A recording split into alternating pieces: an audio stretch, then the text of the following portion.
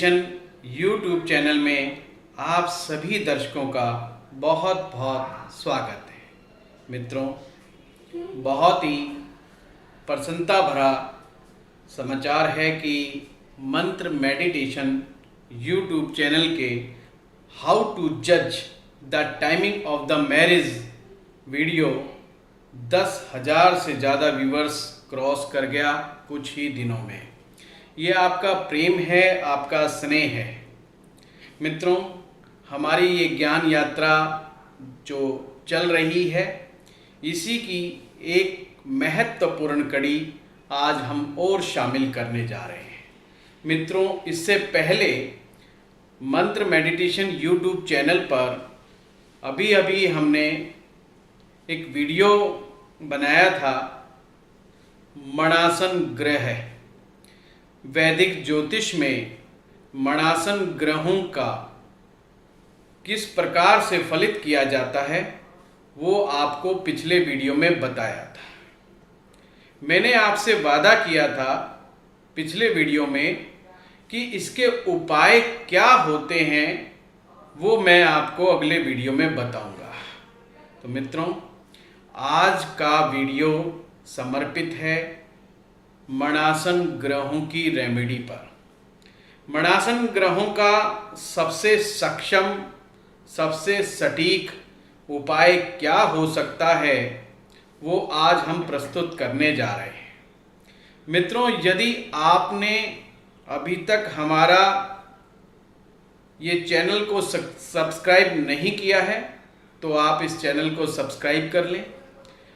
Video पसंद आने पर अपने मित्रों को, अपने सहयोगियों को वीडियो शेयर करना ना भूलें। आइए चर्चा करते हैं मणासन ग्रहों पर। मैं इस चैनल में मणासन ग्रह कैसे, किस प्रकार स्थितियों में फलादेश होता है वो तो नहीं बता पाऊंगा। आपको ये समझने के लिए हमारा जो पीछे का वीडियो है मणासन ग्रह इन वैदिक एस्ट्रोलॉजी, उसको देखना चाहिए। मैं उसका लिंक आपके डाउनलोड जरूर करूंगा। आप उसमें लिंक पर जा करके वो वीडियो देख सकते हैं। मित्रों, हमारी जो चर्चा चली थी कि हमारे जो ग्रह की कुछ भाव स्थिति ऐसी बनती है कि उस जगह पर जाकर के ग्रह मणासन स्थिति को प्राप्त हो जाता है, यानी कि वह ग्रह अपना पूर्ण फल नहीं दे पाता और कभी कभी तो उसके बड़े विपरीत परिणाम आते हैं। जिस जगह पर, स्थान पर मणासन ग्रह विराजमान होता है उस भाव पर भी डेंट लगता है। ग्रह जो मणासन होता है वो अपने कारकत्व में भी कमी पैदा करता है और जिन भाव का वह स्वामी होता है उन भावों की भी स्थिति थोड़ा सा कमजोर कर देता है। अब ऐसी स्थिति में क्या किया जाए, मैं एक बार फिर बताऊंगा।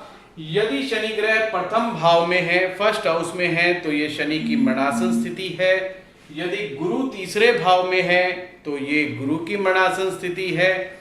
यदि शुक्र छठे भाव में है तो ये शुक्र की मणासन स्थिति है। यदि मंगल और बुध ये सप्तम भाव में किसी व्यक्ति की कुंडली में है तो मंगल ग्रह के लिए सप्तम भाव में आना मणासन है। मणासन का मतलब मरण समान। उसके लिए एक प्रकार की मृत्यु हो गई, उसको बेचारे को स्ट्रेंथ ही नहीं मिल रही है, उसका तो मरना हो गया। मतलब वो एक अपमानजनक स्थिति है एक प्रकार से किसी ग्रह के लिए उस सिचुएशन में आना। मतलब अपमानजनक स्थिति को भी आप मणासन स्थिति कह सकते हैं। जिस प्रकार से किसी व्यक्ति की भरी सभा में बेइज्जती हो जाए, समाज में, परिवार में कोई बात ऐसी हो जाए या वो ऐसी स्थिति को प्राप्त हो जाए जिसकी वजह से उसको बहुत शर्मसार होना पड़े, बेइज्जत होना पड़े, तो उसके लिए कहते हैं ना, कहावत है कि उसके लिए तो मरण समान हो गया, मणासन स्थिति होगी। ऐसे ही ग्रहों में कुछ भाव ऐसे होते हैं कि ग्रह जब उन भाव में जाता है तो उसके लिए वह मरणासन स्थिति हो जाती है। इसी प्रकार से बुध ग्रह जब सप्तम में होते हैं तो ये उनके लिए मरणासन स्थिति है। इसी प्रकार से चंद्रमा जब अष्टम में होते हैं तो ये चंद्रमा के लिए मरणासन स्थिति है। नवम भाव में विराजमान राहु को लिए ये भी मरणासन स्थिति है। इसी प्रकार से सूर्य के लिए 12वें भाव में बैठना मणासन स्थिति है। फिर प्रश्न उठता है, जब भी कोई व्यक्ति ज्योतिषाचार्य या दैवज्ञ के पास आता है तो वह केवल मात्र ये पता करने नहीं आया कि उसके जीवन में समस्या क्या है, क्योंकि समस्या जो है वो तो उसे भी समझ में आ रही है, अपितु वो जानने आया है कि मैं इस स्थिति से बाहर कैसे निकलूं, मुझे इसका समाधान चाहिए। मित्रों, ज्योतिषी के पास कोई व्यक्ति समाधान हेतु आता है। जैसे एक मरीज डॉक्टर के पास जब जाता है, केवल मात्र वो अपना टेम्परेचर मापने के लिए नहीं पहुंचता कि डॉक्टर ने थर्मामीटर उसकी जीभ के नीचे लगाया और कहा जाओ जी 103 डिग्री बुखार है, अब आप जाइए। डॉक्टर नहीं कर सकता। ये तो एक डायग्नोज हुआ। डायग्नोज के बाद उसकी रेमेडी, उसकी दवा, उसकी मेडिसिन्स आपको देनी पड़ेगी। जब भी एक अच्छा डॉक्टर एक सही दवा सही समय पे सही तरह से रोग को जो मैनेज करने की क्षमता को जानता है, जिस प्रकार से वो डॉक्टर कहलाता है सही अच्छा डॉक्टर, उसी प्रकार से एक अच्छा ज्योतिषी वही माना जाता है जो समाधान करने में सक्षम हो, रेमेडीज को जानता हो। एक देसी कहावत है मित्रों हमारे ज्योतिषाचार्यों में कि अगर ₹1 का दिमाग प्रॉब्लम को डायग्नोज करने में लगता है तो ₹1.25 का दिमाग उस प्रॉब्लम के समाधान के लिए लगता है। एक ज्योतिषाचार्य को बहुत दिमाग लगाना चाहिए किसी व्यक्ति को रेमेडी देते समय, उपाय देते समय। उपाय तामसिक नहीं होने चाहिए बल्कि वैदिक होने चाहिए, क्योंकि वैदिक उपाय एक प्रकार से भगवान श्री हरि विष्णु का आशीर्वाद है उस ज्योतिषाचार्य के लिए। चलिए हम अपने आज के उपायों पर चर्चा करते हैं। सबसे पहले हम सूर्य भगवान को लेते हैं। यदि किसी व्यक्ति की कुंडली में सूर्य 12वें भाव में विराजमान है तो ये सूर्य के लिए मणासन स्थिति है, तो उसे क्या करना चाहिए? मित्रों, उसे भगवान शिव की पूजा करनी चाहिए। ये मैंने आपको पिछले वीडियो में भी बताया था। पर भगवान शिव की पूजा कैसे करें? हमारे देश में 12 ज्योतिर्लिंग हैं।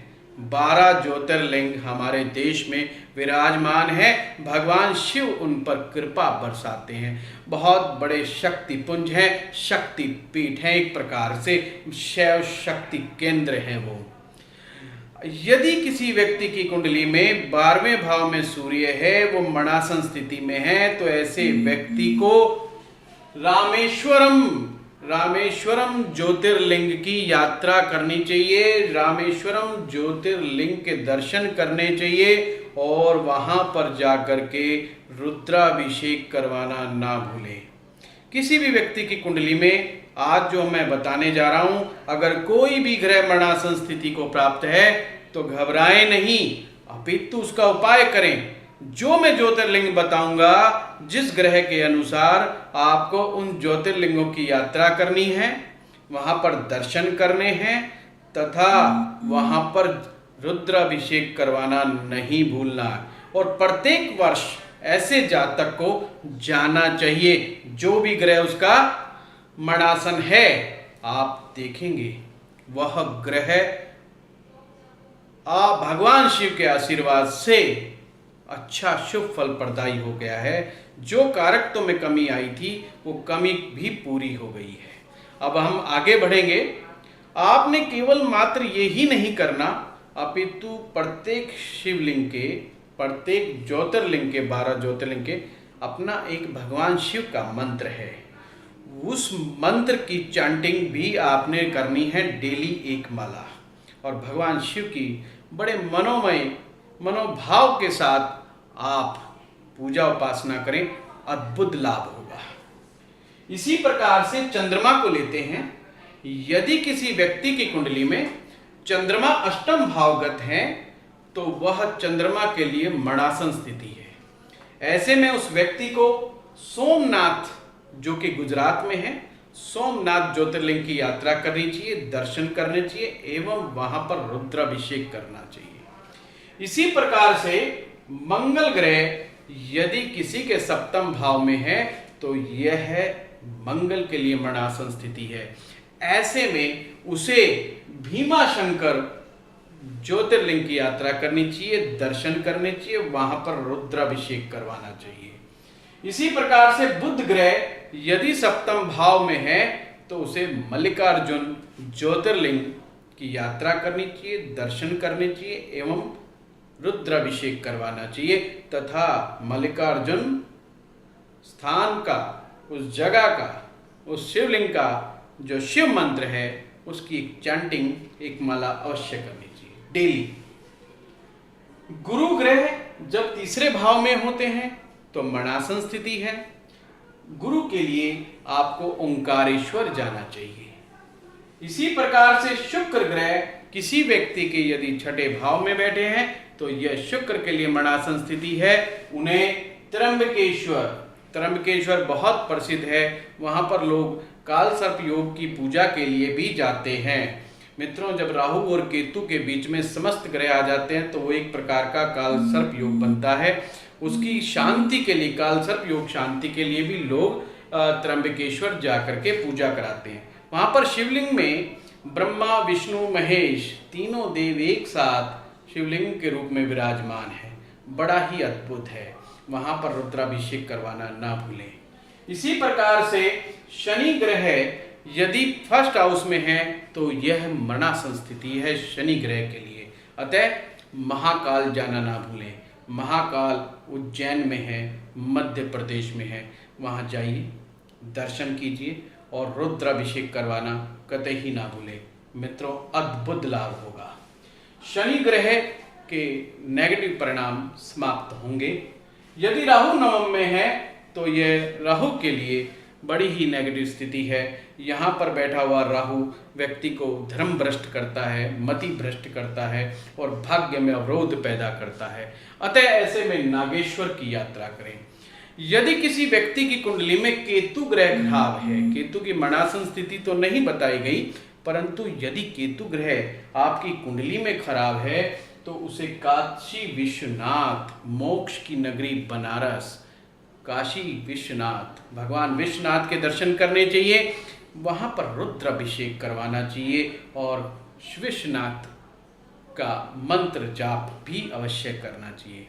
मित्रों, ये रेमेडी मैंने जो आपको बताई है, कौन से ग्रह का रिलेशनशिप किस ज्योतिर्लिंग से है, जब आप राशियों के अनुसार, हमारे 12 राशियां हैं और 12 ही ज्योतिर्लिंग है। प्रत्येक राशि का कनेक्शन ज्योतिर्लिंग से है, किसी एक ज्योतिर्लिंग से है। जहां पर भी ग्रह उच्च का होता है, जिस प्रकार से मैं एक एग्जाम्पल देता हूं शनि ग्रह के लिए, महाकाल जो है तुला राशि के साथ है। जो उज्जैन में महाकाल है वो तुला राशि। अब शनि ग्रह को उच्चता कहां पर प्राप्त होती है? तुला राशि में। जब शनिदेव तुला राशि में आते हैं तो शनि ग्रह उच्च के होते हैं और तुला राशि का संबंध महाकाल के साथ है। मित्रों, बस यहीं से रेमेडी आपकी तैयार है। यदि कोई व्यक्ति महाकाल जाता है, बार बार जाता है, दर्शन करता है, रुद्राभिषेक करवाता है, तो शनि उच्च के समान फल देने लगता है उसकी कुंडली में और शनि एक प्रकार से वृद्धि की स्थिति पैदा कर देते हैं, उसका विस्तार करते हैं, उसका फैलाव करते हैं। मित्रों, सप्तम भाव में जाकर के शनिदेव को डायरेक्शनल स्ट्रेंथ मिल जाती है। ये फिर हम कभी चर्चा करेंगे, विषय अलग हो जाएगा, थोड़ा इस वीडियो से हट करके हो जाएगा। मित्रों, आज की जो उपाय हैं, रेमेडी है, वो यहीं तक। हमारी यात्रा जारी रहेगी। मैं इसी प्रकार से आपके सामने ज्योतिर्विज्ञान पर, मंत्र विज्ञान पर वीडियो हम बनाते रहेंगे। जो आपसे मेरी रिक्वेस्ट है, यदि आप में से कोई कुछ पूछना चाहता है तो आप हमारे मेल पर डाल सकता है, पूछ सकता है। यदि आप कोई स्पेसिफिक वीडियो बनवाना चाहते हैं, आप चाहते हैं कि किसी टॉपिक विशेष पर वीडियो बनाया जाए, तो वो भी आप लिख करके ज़रूर भेजिए। हमारे सुझाव, आप सभी के सुझावों का हमारे यहाँ पर मंत्र मेडिटेशन यूट्यूब चैनल में आपका स्वागत है। आपका बहुत बहुत धन्यवाद। यदि आपको यह वीडियो पसंद आया तो इसको शेयर करना ना भूलें। नमस्कार, धन्यवाद।